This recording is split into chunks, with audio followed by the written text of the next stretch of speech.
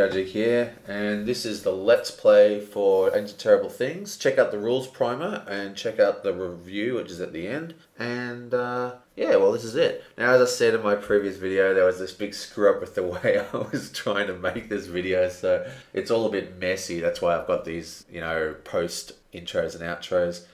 So it's going to be 2 rounds per video, and I think there's a couple of videos. So let's get into this. See you later. What we're going to do is just play a couple of turns of Ancient Terrible Things, and the first thing we need to do is determine the first player. Now, of course, we're playing a 4-player game, so the first player is always going to be the captain, because he starts with the first player chit as his board power. So we're going to pick up the captain, and we're going to decide where to go. Now, I don't think there's much of a choice of where to go. He's going to go straight up here to where the grave robbers are. Now, he goes to the grave robbers, which means he gets 2 tokens straight away. He gets a focus token, and he gets a fate token. And remember, they came out because of the card. The card here has those 2 things, so he gets the 2 tokens. And he also gets to activate the location ability, which is he can take an extra focus or an extra fate token. Now, focus tokens are worth lots of cash. They're very, very, very good tokens to have. So we might take a 3rd focus token, but let's just see what the cost of his fate cards are. He has set any die to 4, that costs him 1. A single opponent discards a token of your choice. That's pretty lame. Survival instinct, set any 2, well, that's really expensive, it's 7. So, not quite sure. I think he's going to take the focus token as the location power. Okay, so now it's rolling time. Remember, we can roll for the event, and we can also buy things with these cards. So let's give it a twirl.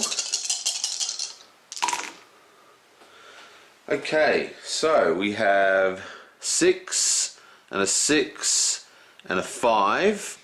And the 3 and the 1 are useless to us. 6 and the 6 is good. We get 2 more fates. Meh. We can get a whole bunch of focus tokens. Meh. I think we're going to re-roll this entire lot as our 2nd roll and hope for something better.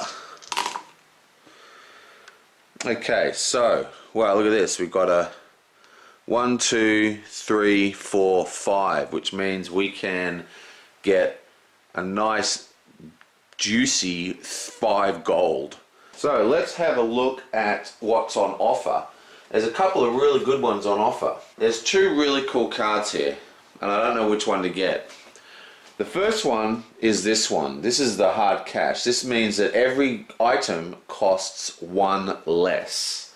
And then there's this one that costs 2, and this one costs 2. We have 5 gold, 6 gold we have, because we start with 1 all the time. So we could get 3, 4, 5 and buy every single item, and they're really good items because this one gives us, you can exhaust this card to re-roll 1 die during a horror encounter, exhaust this card to re-roll 1 die during a villain encounter. Very, very cool. And they're worth villain. This has got a villain icon, and this has got a horror icon for our achievements. So, I mean, that's brilliant. So that's what we're going to do. So we're going to go 1, 2, 3 to get 3 gold. 1, 2, 3. And then we're going to spend 4, 5 to get another 2 gold, because we just happen to roll a massive straight. But we do fail this adventure completely, because we didn't complete it. So this goes here, and we take 1 token from the Terrible Thing track. So we put our token here, and that's worth 0 points, which is pretty cool, and we get all our money. And we move the guy from the Accursed Shrine down to the trading post, where we then purchase our cards. So we purchase 1, 2, 3, hard cash for 3. Items from the trading post cost you 1 Fury treasure tokens to a minimum of 1. And now that we've got that, we can just spend 2 tokens, 2 treasures on this one and this one, even though they have 2 written on them, because they're 1 less. Yoink! And wow, that's huge. So that's a re-roll in villain encounters, and it's got a villain thing, re-roll in horror encounters and a horror thing. So that was a pretty awesome first turn for the captain. And now we simply refresh the offer. Now it is the Harris's turn. Now she got a single extra gold during her thing, so she starts with 2 gold. That's her player board ability. Let's have a quick look at her cards, see if she's got any good cards. Steal a gold. Ooh. Add to the dice pool for 3 and gain the map tile for 1. Nice. She's going to come up here to the Yawning Chasm, take the fate token that was placed out and do this one. Yeah, boink. Okay, so the Anaconda, we need a 3 of a kind and we need 4 or higher. It's actually fairly difficult. Okay, so we have... I'm going to re-roll this whole thing. I don't like any of those results. Really don't want to see 1s or 2s ever. Come on. Okay, so there's a 444. Boom. 444. Now, here is the interesting part. What do we want to do here? Remember, there's only 2 more tokens that are worth 0 negative points. So we have the opportunity here to gain 5 victory points, or we could get 3 courage tokens, or we could get 3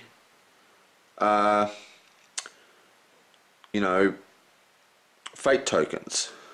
Or, because this is only our second roll, we could spend 2 of these and try and boost these up. But what would we do if we re-rolled these 2? We might be able to get something with these dice. We might be able to, like if we stay with this, I mean, we could get, there's lots of options that could happen. But unless we get 3 feat tokens, we're at a loss for tokens. So I'm actually going to leave it the way it is and keep my feat tokens. And I am also going to sacrifice this card. And I'm going to go 2, 3, 4. And a double 4 to get 2 more feat tokens. It gets discarded. Pick up this token. The double 4 gave me 2 feat tokens, and the 2, 3, 4 gave me 3 coins. Remember, she started with 2, so she's got 5 coins now. Okay, so she moves down to the trading post as well now, and has the opportunity to buy something. Now, I don't like any of these items, so she's actually not going to buy any of these items. And because she's not buying any items, this one goes to the bottom of the swag deck. Everything else slides across, and a new one comes out, which is a really good item. Now we have the journalist's turn. Let's have a look at her cards. She has the frayed nerves. Put the top card of the feat discard pile into your hand. Nice. Final stand, roll a panic dice, nice. And I forgot to pick up her third one, which is Digging Deep. Each opponent reveals their hand. You may choose one of the revealed cards and put it into your hand. That opponent then draws a new feat card. Meh. Frayed Nerves does look good. Okay, so what are we actually going to do with her? I think she's going to go over here to the Ghastly Gorge and take another feat token. So we'll just put that on her little feat track. And now she's got to roll a 6 high straight. But before she does, she gets to activate this ability. And she's going to discard Digging Deep and draw another card. So Digging Deep gets discarded and she's going to draw a replacement card. There's a nice one. Gain 3 focus tokens. And she's going to try and do this 6 high straight.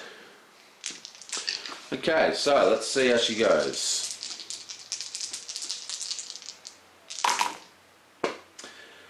She gets a 2, 3 and a 4 and a double 6, which you can use for feat tokens, or she can get 2 focus tokens. And just like the other people, and you'll find that this is a fairly common opening move, she's going to choose not to do this adventure and instead take that combination. So again, the card gets discarded and the token is taken, and that's the last non-negative point token. So from now on, they're all worth negative points. But look how fast the tempo of the game has gone. We're already 3 down out of 13, only 10 more to go. So there's the terrible thing token, but she's also getting 3 gold and she's getting 2 focus. She's setting herself up. Now, like the rest, she moves down to the trading post and she's going to spend 2 gold to take the blade. And now the replenishment. And that card she got is actually very, very cool. Costs 2 gold. Each time you do a reroll of all your focus dice during an encounter, you may avoid rerolling one of them. So it's like a single fate token. It's like spending a lot of fate tokens. You know, 4 fate tokens this is worth every time. Now we have the prospector. Now he starts with an extra feat token, so he's got 2 feat tokens to start with. Let's see if he can do anything with them. Gain a treasury token for 1. It's a swap. Gain 2 courage tokens. Ooh, here we are. Set any 1 die to any value you choose. Now that's a nice one. It only costs 2, so he can actually do that. So he's going to risk it all, and he's going to go to the crumbling ruin. So he takes the coin and the card. That gives him 2 coins. But now he has to decide whether he wants to take the map token. Now, he could take the map token. These are May effects. You don't have to do them. I mean, this is the only one you really consider not doing. But basically, if he takes this token, because he's the last player, he's going to have to play again, which means he's going to have to go to either one of these locations straight away. Gives him less choice. So I think he's going to choose not to take the map token at this time. Okay, so, boom. This is a hard one. You need 5 dice, all with a higher value than 3. Okay, so he's got double 5 and double 6. Now remember, all the terrible thing tokens now are only a -1 victory point. And no one's taken victory points yet because everyone's been stocking up. This is worth 6, and we've almost got it. We're only missing 1 dice. So I think what he's actually going to do is he is going to re-roll this 1 die by spending a single feat token. And we basically want a 3 or higher, so it's quite a high chance. Oh, the horror! Okay, so that's not that cool. So now we have a choice. We've got 1 more re-roll. I could re-roll the whole thing. I could choose to take 4 fate tokens by doing 2 doubles here, or I could take 4 feat tokens and get all my focus tokens back, but I will be taking a negative point. I think instead, just for fun, we're going to spend 2 of these tokens and cast meditation. Set any 1 die to any value you choose. And we're just going to set this to a 6, say. And now we have completed this task. Okay? So we've got 5 dice, all higher than 3. So we take that. Wonk. And of course he spent a card, so he gets to draw a new one. So that was expensive, but he did get the first person to get points. And I like to put them upside down. It's not a rule, but our group likes to play them as hidden information, just so you can't keep track of VPs. Makes the count out at the end more exciting for us, but that's not actually a rule. And you know, when I was doing this video, you know what I just noticed for the first time ever? This location here has a 1 on it. This one has a 2, 3, 4, 5, 6. That could be the order that you're supposed to deal the cards to. So I'm going to start dealing the cards in that order. I haven't checked that. Anyway, so he has finished this thing, so he also moves to the trading post. Now he happens to have $2 because he started with $1 and he picked up $1 from going to that location. So he's going to spend those $2 and he's going to grab this, which is one of the most amazing cards in the game. Whoomp. The hook and rope. You don't get a terrible thing token for failing to overcome pitfall adventures. Wow. That basically means as long as the adventure he goes to has a pitfall icon, remember the one we just did has an artifact icon, so if that icon is one of these green icons, then you can fail, as in, you know, just choose to get tokens and not get any penalties. It's huge. It's like, this card is bonkersly good. And then we refill. And because he spent one fate card, he also draws back up to 3, so he gets one more. And he got Fresh Approach. Reduce the minimum dice value for the current encounter by 1. Okay, sweet. And he gets a pitfall icon. That's pretty boss.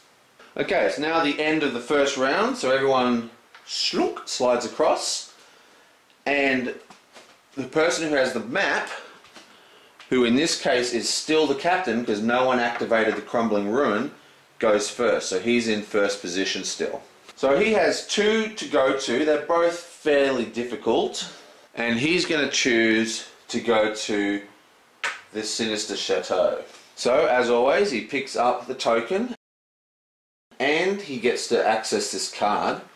But he also gets to activate this ability, which is swap one icon for another. So he's going to actually use that token he just got, give it to the heiress, and nick off with one of her coins. Yaboink. Okay, so he's looking for 2 doubles. And he's got quite a lot of tricks up his sleeve. Okay, so he gets a double 1, which is meaningless, but he gets a 4, 5, 6, which gives him coins, which he doesn't really need at the moment. Double 1s are no good. So he's going to re-roll that. Second roll. Wow, another terrible one. 2, 3, 4. A double 1. He's going to roll this again. He's just going to do a blind, push your luck. Terrible, terrible. Oh, I completely stuffed this up. Oh! Booyah! That's what I'm saying, yo. So, he's got 2 choices now. He can complete the card for 6 VPs right at the end. It's all about risk reward, baby.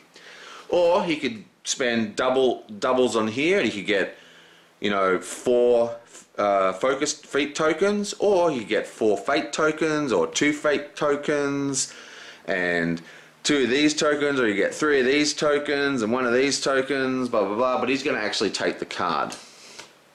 Yoink. And the 1 is useless. The 2 is useless. And I forgot to use his re-roll abilities. Doesn't matter. I'll remember for next time. So he's going to move back to the trading post, yoink, and he's going to spend $2, and remember he only needs to spend 2, even though this is a 3-cost card, because he's got the hard cash item. Yoink. And get this. Snake Whiskey. Gain 1 Ancient Secret at the end of the game for each terrible thing token in your stash. So this is already worth 1 victory point. I'll stick that in with his other victory point cards. Yoink.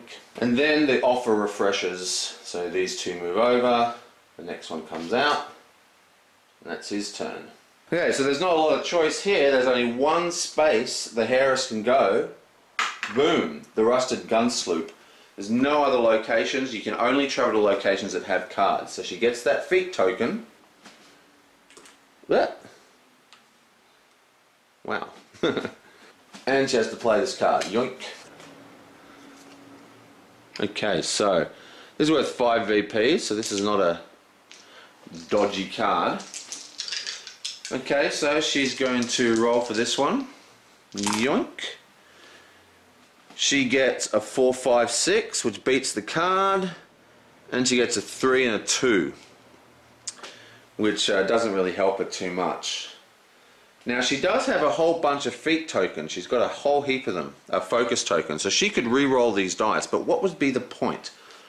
What could she get with those dice? I mean, you don't really know. It's hard to tell until you roll, but if she plans on buying this card, then all the dice is going to be able to give her is, you know, the focus tokens back or some feat tokens. Or, by the way, I just noticed it's a 5-card straight, so she can get another 5 coins. But I think she's just going to spend the 3. These 2 are going to go to waste, and she's going to take this card. So she gets 5 points as well. Okay, so let's just move it down. Yoing! And she's got a whole heap of money, but none of those things really interest me. So again, she's not going to buy any of them. Well, I don't know. Look, she'll spend 1 gold. She'll spend 1 gold and buy this gramophone. And this says, gain 2 ancient secrets at the end of the game for every 3 fate tokens in your stash. Now she's got 2, but it just means that she'll be focusing more on getting feat tokens. You know, I think she's also going to spend her last 3 cash, her last 2 cash, she's got 2 more cash, and buy this card as well. Why not? Let's go for token points. This one says for every whole set, she gets 3 VPs. And now let's refresh the offer.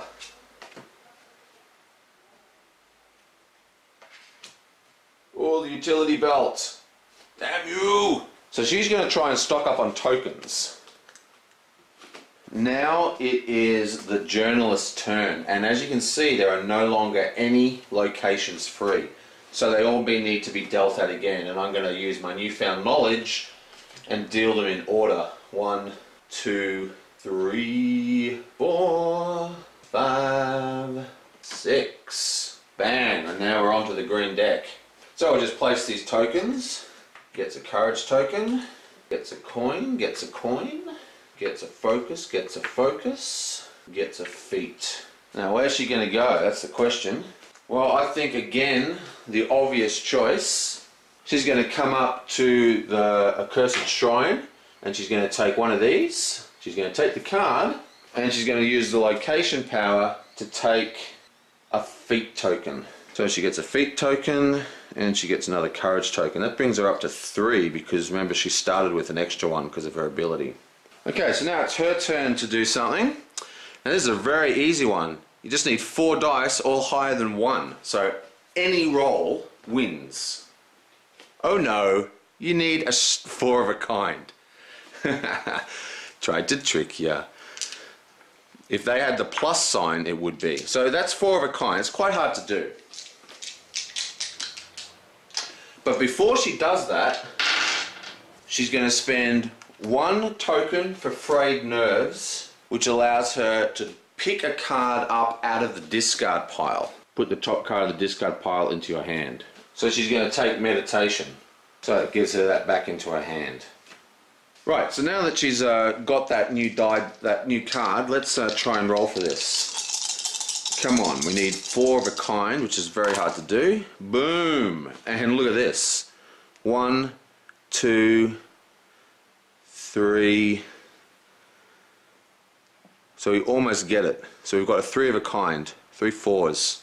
Now she has the card that allows her to re-roll saving 1, but we're not going to use it. Instead, she's going to spend 2 fate tokens and cast meditation to set any one die to a die of her choice. And set this one to a 4. Boom! And discard-a-rooney. And she's going to lose that last die to get a focus token. So, 4 of a kind, 4 of a kind. Boom! 8 victory points. Thank you very much. Okay, so that's 8 VPs plus a focus token. Yoink. And that's why we went to the accursed shrine, because she had 2 fate tokens. The pickup card cost 1 and meditation, which was on the top of the deck, cost 2. So we got here, we got our fate token that allowed us to cast meditation that turn. Pretty cool. And that's the kind of interaction and the way the cards bounce off each other that's really cool in this game. Anyway, so now she's done that, she's back to the trading post. She has $2. Oh, well, man, she's going to get the utility belt, isn't she? Utility belt. Boom, boom. $2 into the utility belt. Nick. At the end of your turn, fill your hand to 4 feat cards instead of 3. This replenishes. And she draws 2 cards because she's got a maximum hand size of 4 now, and she spent 1 card last turn. Well, she spent 2 cards, but 1 was a swap. So she has 2 in her hand, draws up to 4.